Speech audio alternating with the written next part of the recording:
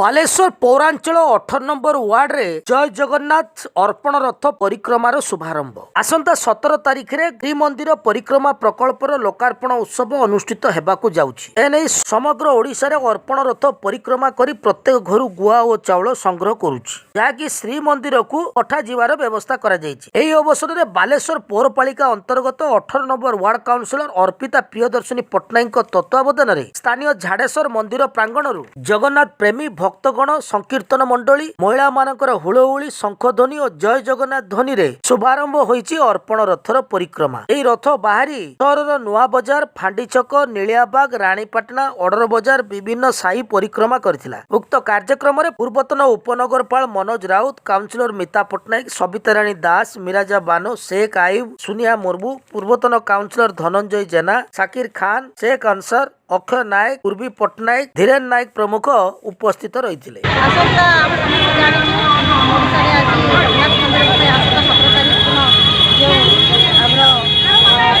परिक्रमा प्रकल्प लोकार्पण निमंते जो आरंभ हो आज बालेश्वर सहर 18 नंबर वार्ड में जगन्नाथ रथ आसी पहुंची।